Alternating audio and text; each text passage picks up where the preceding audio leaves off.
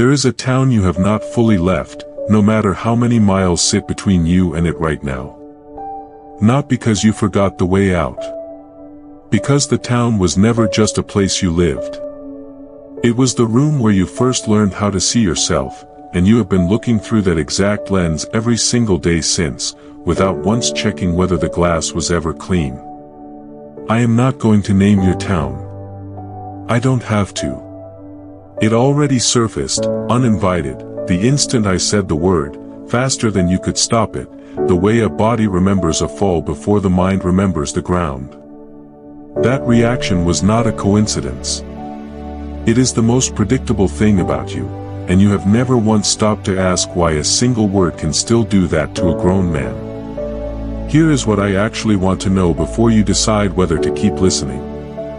What would it cost you, tonight, to finally admit that the way you see yourself right now, the ceiling you quietly assume is yours, the size you have decided is realistic for a man like you, was never actually your conclusion? It was a verdict, handed down by a town, agreed to by a child who had no power to argue with it, and carried forward, unexamined, by an adult who has simply never thought to ask whether the verdict was ever accurate in the first place. Most men will not make it through the next few minutes honestly. That is not a threat. It is simply what happens when a man is asked to look directly at the exact mechanism that built his own self-image, because looking at it means admitting that the man he currently believes himself to be was not entirely built by him. You already know the town. You knew before I finished the first sentence. Its main street. Its particular quality of light in late afternoon. The specific way certain families were spoken about, and the specific way yours was spoken about, whether you ever heard it directly or simply absorbed it from the way people's voices changed slightly when your name came up. Some part of you has been carrying an internal map of that town for years, and somewhere on that map, in a location you have never marked clearly, sits the exact spot where you first decided what kind of man you were allowed to become. Here is the sentence that should stop your breath for a second. You are not just from that town. You are still seeing yourself through it. Every time you catch your own reflection and feel a flicker of doubt about whether you deserve the thing you're reaching for, that flicker did not originate in you. It originated in a town, in a specific set of eyes that watched you grow up and quietly decided, long before you had any say in the matter, exactly how far a person like you was supposed to go. Something happened to your self-image in that town, specifically, on a timeline you could probably reconstruct if you were honest enough to try. Not a single dramatic event, most of the time. Something slower and more thorough than that.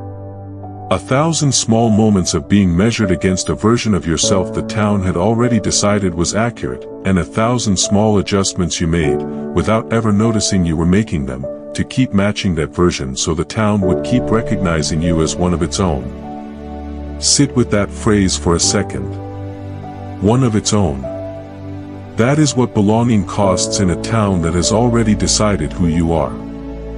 Not love withheld. Something quieter and more binding.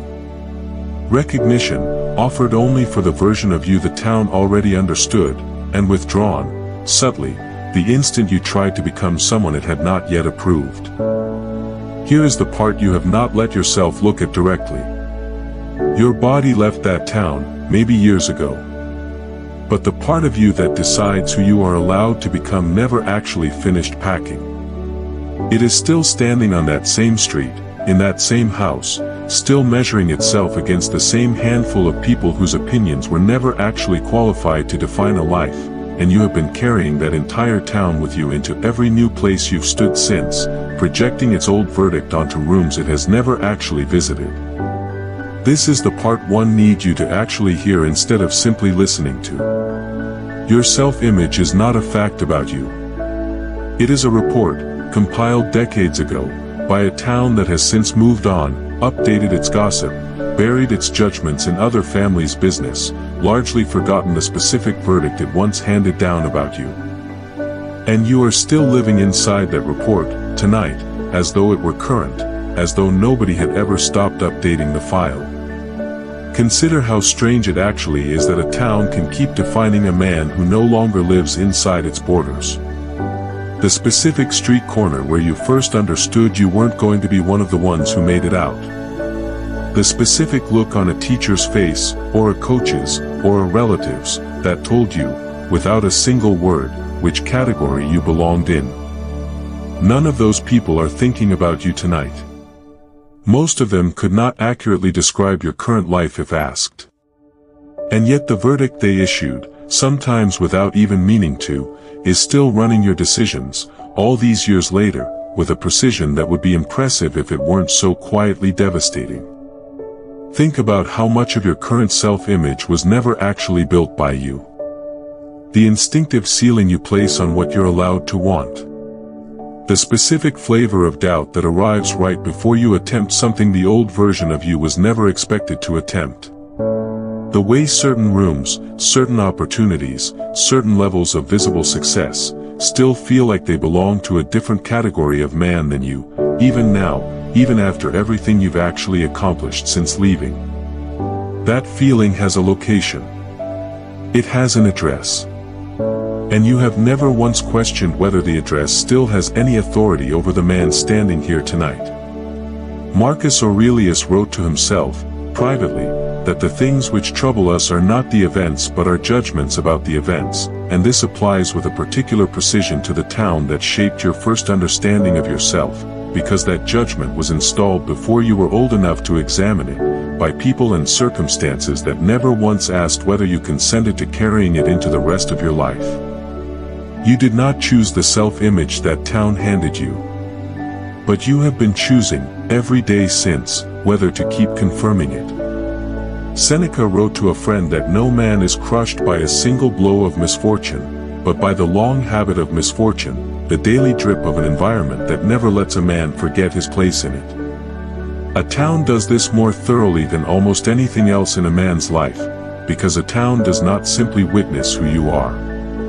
It quietly assigns who you are allowed to be, repeats the assignment for years, until the assignment stops feeling like an opinion and starts feeling like an identity you were simply born into, permanent, unchangeable, yours. Ask yourself honestly, right now, before the question slides past the way every uncomfortable question does. How much of what you currently believe about your own ceiling actually originated in your own experience, tested and confirmed by your own adult life, and how much of it is simply the town's old report, still being read out loud inside your head as though it were breaking news instead of decades-old gossip about a boy who no longer exists? The town that shaped your self-image did not announce itself as an authority. That is the first thing worth understanding about it, because if it had announced itself, you might have questioned its right to define you. Instead, it simply existed around you, ordinary, familiar, made of people who loved you in their own limited way, and its verdict about who you were arrived disguised as simple fact, indistinguishable from the weather, from the geography, from anything else you never thought to argue with because it never occurred to you that arguing was an option. Every town trains the people inside it toward its own private definition of realistic. Not always through cruelty. Sometimes through something quieter and more effective, the simple, repeated absence of anyone suggesting you might belong to a different category than the one you were born into.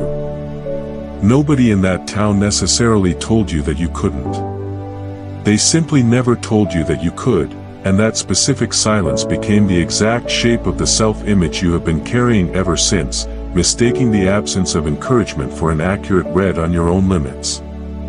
You adjusted to that self-image the way any child adjusts to the only account of themselves they've ever been given. You had no competing report to weigh it against, no outside authority to tell you the town's version of you might be incomplete, or simply wrong.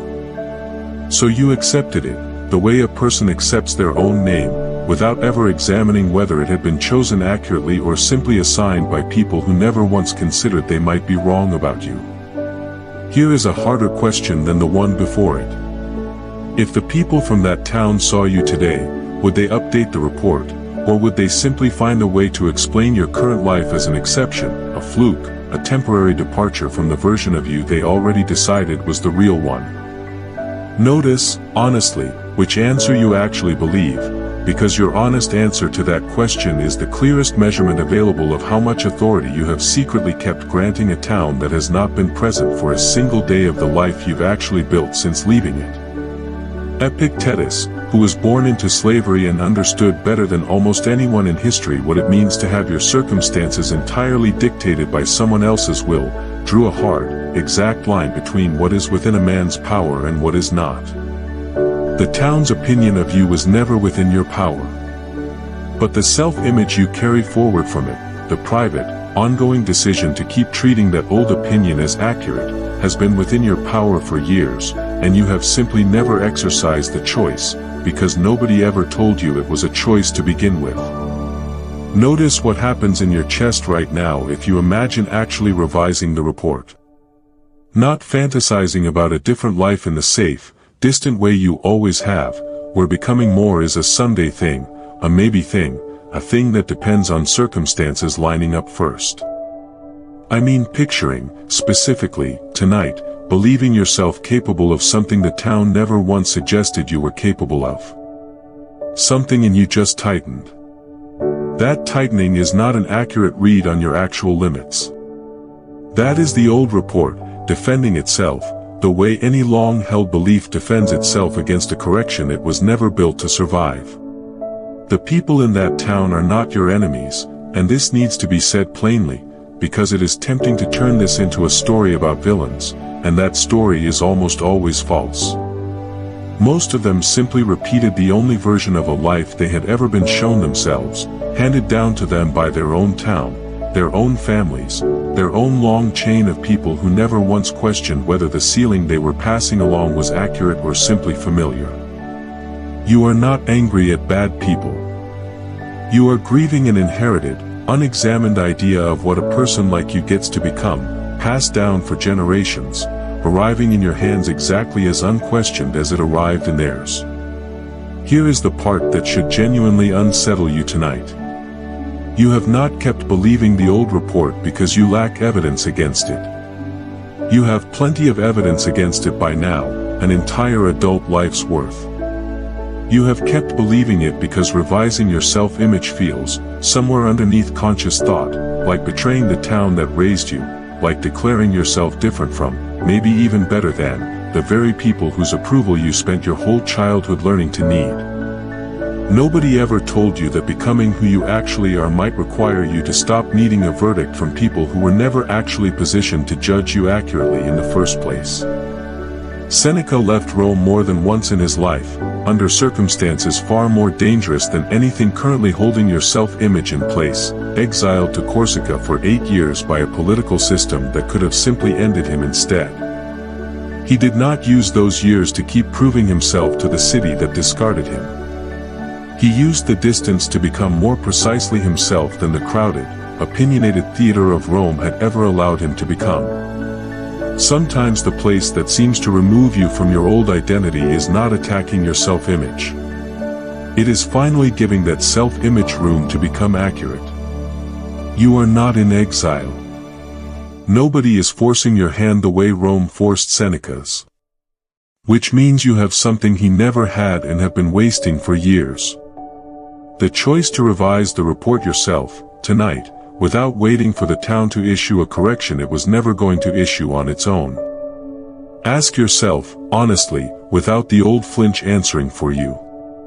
If the version of you standing in that town as a child, before he learned what he was and was not allowed to want, could see the self-image you are currently walking around inside, would he recognize it as growth, or would he recognize it as the same old ceiling, simply repainted to look like maturity? Marcus Aurelius wrote that very little is needed to make a happy life, that it is all within a man's own thinking. He did not mean comfort requires nothing. He meant that the specific gap between the man you currently believe yourself to be and the man you are actually capable of becoming was never located in your circumstances. It has always been located in the report, the old, inherited self-image, and a report, unlike a town, can be rewritten without a single mile being traveled. But rewriting the report while still standing inside the exact conditions that authored it is rarely enough, and you already know this, because you have tried it. You have tried to believe bigger things about yourself while surrounded by the same faces who have known the smaller version longest, and within days, sometimes hours, the old self-image reasserts itself, not through anything anyone says directly, but through the simple gravity of being seen, once again, by people whose picture of you has never been updated and was never going to update on its own. There is a specific grief in finally admitting that a town you loved, or were supposed to love, was also the place that quietly wrote the ceiling you have spent your entire adult life mistaking for your own honest self-assessment. Let yourself feel that grief tonight instead of rushing past it. It is possible to love where you came from and still recognize that its picture of you was never large enough to hold the man you are actually capable of becoming. Both of those things can be true at once. You have simply never been given permission to hold them together. Here is what actually revising your self-image requires, and it has almost nothing to do with distance, though distance sometimes helps. It requires you to stop asking the people who authored your old ceiling to approve of the new one. It requires you to stop waiting for the town, or the people carrying its verdict, to finally see you differently before you allow yourself to see yourself differently first. It requires you to notice the exact moment the old report tries to reassert itself, the tightening in your chest, the old voice asking who do you think you are, and to keep moving anyway, choosing the larger belief on purpose, again and again, until it stops feeling like a lie you're telling and starts feeling like the truth it always should have been. The self-image did not stay small because it was accurate. It stayed small because it was installed by a town that had its own limited imagination for what any of its own people were allowed to become, and you have spent years since then trying to grow inside the exact conditions that first decided your growth had a ceiling. You cannot expand a self-image using the same evidence that shrank it in the first place. You can only start collecting new evidence, deliberately, on purpose, in rooms the old town never had a vote in, and trust that a self-image finally given accurate information behaves very differently than one that has been fed the same outdated report for 30 years. You already know which town this is. You knew before I said the word the first time tonight. Some part of you has been standing at its edge for longer than you have admitted to a single living person, 1 foot already outside its authority, the rest of you still checking, out of habit, whether the old report still has your permission to keep speaking for you. Say it to yourself now, specifically, the actual name of the town, even if only inside your own head where nobody else can hear it. Naming it is not the same as revising the report, but it is the first honest act you have performed regarding it in longer than you would like to admit, and honest acts, however small, are the only kind that ever actually change how a man sees himself. Notice, too, everything that did not happen the instant you named it. Nothing collapsed. Nobody in that town felt the naming happen and rushed to defend the old verdict. The self-image you have been carrying simply sat there, exposed, slightly less powerful than it was a moment ago, because a belief examined directly is rarely as absolute as it was when it operated in the dark, unquestioned, mistaken for simple fact instead of the dated report it has always actually been. Nobody is coming to rewrite that report for you. Not time. Not the town finally updating its picture of who you are. Not a version of yourself confident enough to hold the new self-image without ever slipping back into the old one, because that version does not arrive fully formed. He gets built, decision by decision, exactly the way the old self-image was built, except this time you are the one doing the writing, on purpose, for the first time in your life. Understand exactly what is being asked of you here, because it is smaller than your fear is currently insisting it is. Nobody is asking you to renounce your town tonight, or deliver some dramatic declaration of independence from the people who raised you. Revising a self-image rarely looks like the cinematic version your mind keeps rehearsing. It looks like one specific, small belief, held on purpose tonight, that the old report would never have allowed a year ago. That is the entire assignment. Not the whole rewrite. Just the first honest line of it. Most men wait for a single, dramatic, external moment, a return home where everyone finally sees them differently, some grand proof that settles the matter permanently in one clean stroke. That moment rarely comes on schedule, and waiting for it is simply another form of the same old deference you have already spent years perfecting. Revising a self-image that a town spent decades building is not a single act. It is a long series of small, unremarkable choices, most of them invisible to anyone watching, each one slightly more accurate than the belief it replaced, until one day, without any single dramatic turning point you could point to afterward, you simply notice you no longer flinch at the same old questions the way you used to. There will be a moment, not long from now if you actually do this, when you catch your own reflection and feel something closer to recognition than doubt, and you will understand, all at once, exactly how long you have been looking at yourself through a report written by people who stopped updating it decades before you finally stopped believing it on their behalf. If this reached the specific belief you've been avoiding tonight, remember it before the old report has a chance to reassert itself in the quiet hours after this ends. It always reasserts itself quietly. It never announces itself as the thing keeping your self-image small.